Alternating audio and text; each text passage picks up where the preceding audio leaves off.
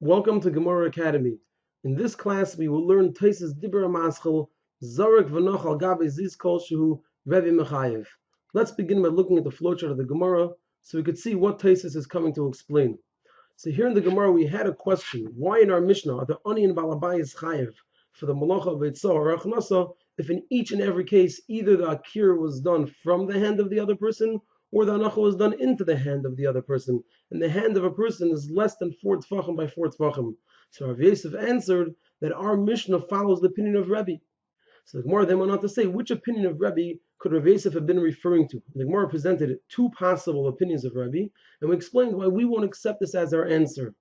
The first case that we presented is the case of Zarek V'nach al Gabe Ziz Kol Shehu Rebbe Mechayev. If somebody throws an item 4 amas and Rishus Harabim, and it landed on a small protrusion, a ziz kol shehu, that's less than 4 tfachim by 4 tfachim, Rebbe says the person's chayev. So we see that Rebbe holds it's not necessary to have an area of 4 tfachim by 4 tfachim, and therefore we can say that the author of our Mishnah is Rebbe. So that's what Tosfos is going to be addressing. Let's see the general outline of Tosfos. Rav Yosef answered that our Mishnah follows the opinion of Rebbe, and the Gemara presented the case of Zarek V'noch al Gabe Ziz Kol Shehu as a possible answer, the one that Rav Yosef was referring to. Tosfos is going to ask, it's one thing if we don't accept the opinion of Rav Yosef, but Rav Yosef obviously holds of his opinion. The problem is that if we actually look at this case of Zarek V'noch al Gabe Ziz Kol Shehu, we're going to find that Rav Yosef himself could not have been referring to it. And the problem with that is that if we look at the second case that we presented for what Rav Yosef was referring to, we'll see he could not have been referring to that case either. So what was Rav Yosef referring to? In other words, it's one thing if Rav Yosef has his opinion and we don't accept it. But Rav Yosef has to have an opinion. But if we actually look at the cases that we presented as what Rav Yosef was referring to, we'll find that Rav Yosef could not have been referring to the first case, and he could not have been referring to the second case. So what was he referring to? And Tosfos will present two answers. One answer will show us how he could have been referring to the first case, and the second answer will be to show us how he could have been referring to the second case. Let's see Tosfos now in the flowchart form. So the Gemara presented the case of Zarek V'noch al Gabe Ziz Kol Shehu as a possibility for what Rav Yosef was referring to. Asks Tosfos, it's not an answer. This case of Zarek V'noch al Gabe Ziz Kol Shehu is not a good answer, because we could distinguish and say, for the Hanacha, we see that you don't need dalet al dalet, because Rebbe says that if it landed on an area that's less than 4 by 4, the person's putter. So we only see that the anacha doesn't need 4 by 4, but the akira does. So this is not going to be a good answer. Let's explain why we have to say that Rav Yosef himself will agree with this distinction. So we'll present a chart over here to show that. We have the answer originally of Rabbah, and now we have the answer of Rav Yosef. Rabbah answered that our Mishnah follows Rabbi Akiva. And what did Rabbi Akiva say? Rabbi Akiva said we don't need an anacha on an area that's 4 by 4. Rabbah holds that the same is true for the akira. Just like the anacha doesn't need an area that's 4 by 4, also the akira doesn't need an area that's 4 by 4. However, our Gemara didn't accept that. Our Gemara responded, from there we only see that the anacha doesn't need 4 by 4. However, maybe the akira needs 4 by 4. Now, Rav Yosef clearly agrees with our Gemara that distinguishes between the akira and the hanacha. How do we know that? Because Rav Yosef says that our Mishnah follows the opinion of Rebbe. Now, if he held that we don't distinguish between the hanacha and the akira, he would have just agreed with Rabbah. He would have said that our Mishnah follows the opinion of Rabbi Akiva. We see you don't need 4 by 4 for the hanacha, and the same is true for the akira. But Rav Yosef did not agree with Rabbah. He presented his own answer.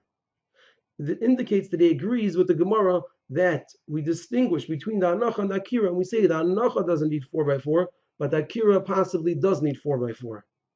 So that's what the conclusion is. He obviously holds that if it says the hanacha doesn't need 4 by 4, it doesn't mean that the akira doesn't need 4 by 4. So it comes out that we could have pushed off this answer of Rebbe and by saying that he can't be the author of our Mishnah, because that case only indicates that the hanacha doesn't need 4 by 4, but it has no information about the akira. So Tosfos says that that's correct, that's true. We really could have asked that, but we had a good question anyway. So the Gemara could have said, if you're going to tell me it's the case of Rebbe of Zarek V'noch al Gabe Ziz Kol Shehu, I'll respond to you that from there you only have information about the hanacha, not the akira. Instead, the Gemara responded that that case has nothing to do with having the hanacha in an area that's less than 4 by 4, because it's a case of the tree in Rishus HaYachid, and the branch in Rishus HaRabim. And like we explained in the Gemara, the interpretation of Abaya. But what comes out over here is a very important point, and that is that it's not just that we don't accept the answer of Rav Yosef. It's that Rav Yosef doesn't accept this as an explanation, because we just proved that Rav Yosef agrees that we could distinguish between the Hanacha and the Akira. So what Tosfos accomplishes here, he answered a question, but he also laid down some information. The question that's answered is, why did the Gemara refute this explanation by bringing the answer of Abaya? Why didn't we bring the answer that we just presented, that you could separate between the Hanacha and the Akira? Tosfos says, you're right, we could have said that one, instead we chose this one.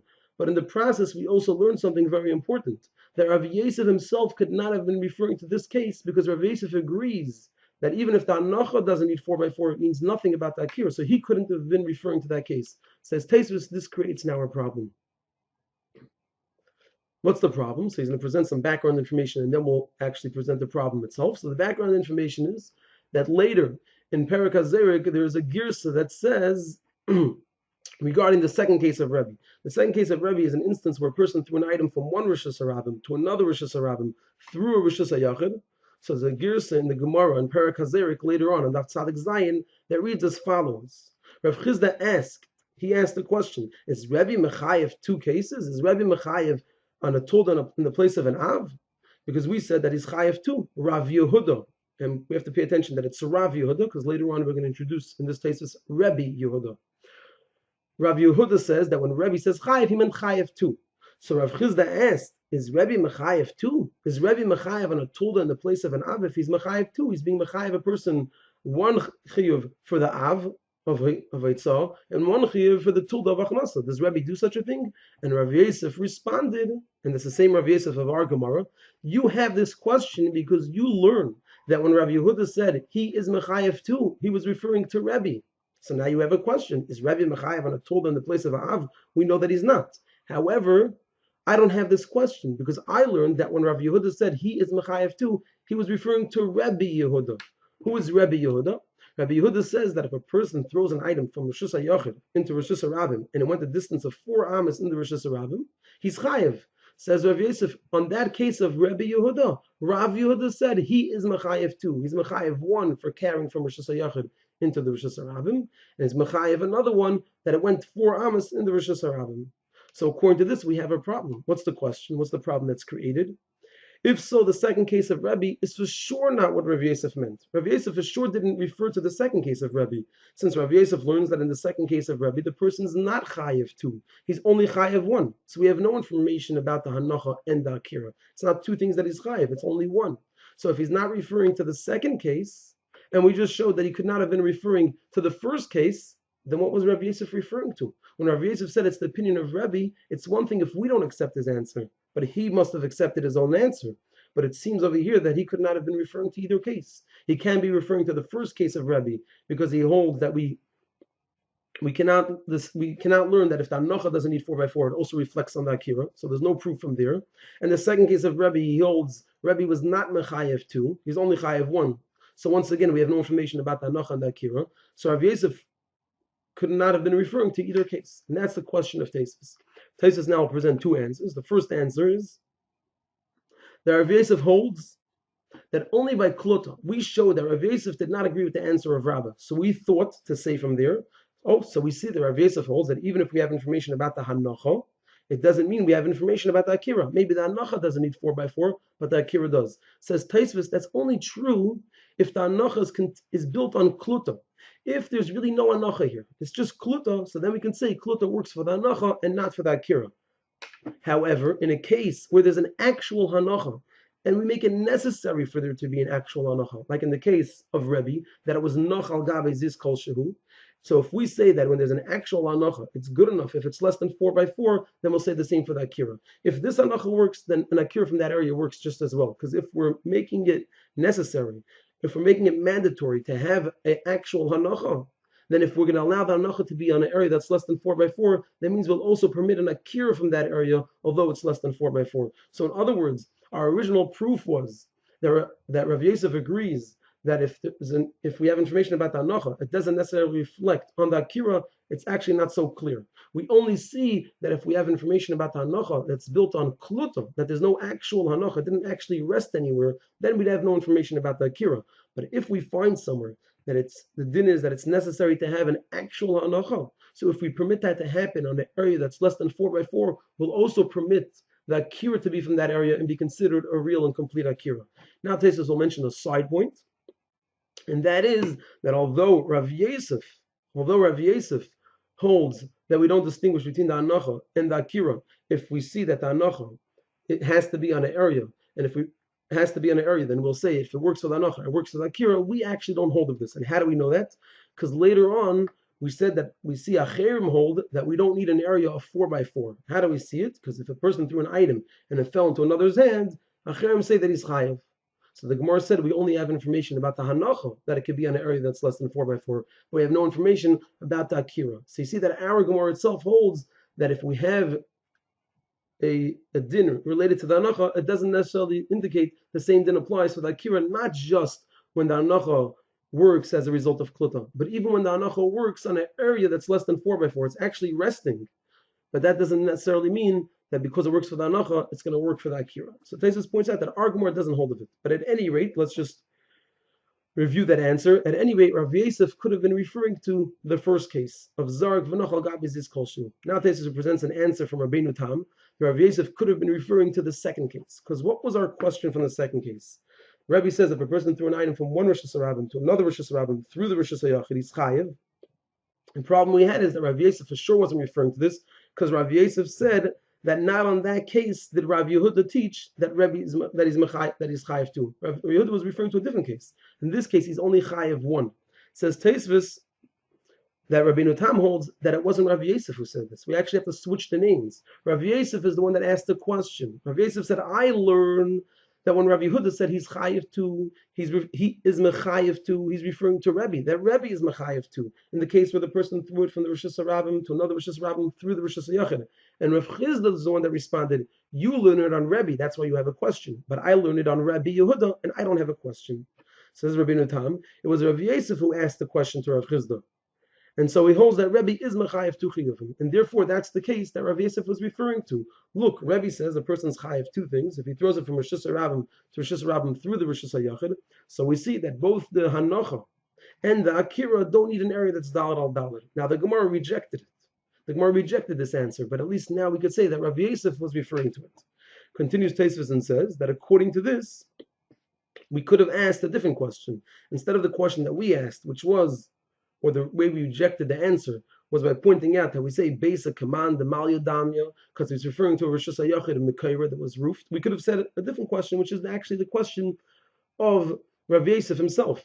That could Rebbe have been mechayev too, but Rebbe is not mechayev a person in a case of tulda b'makom av. So we could have asked that question as well, since that's a question that's on this answer. Then Tosfos continues on and brings a proof to the answer of Rabbeinu Tam. Rabbeinu Tam's answer is built on his girsa of the Gemara later on, that his girsa is the Rav Yosef learned that when Rav Yehuda said he is mechayev too, he was referring to Rebbe, and he was not referring to Rebbe Yehuda, as opposed to the other girsa.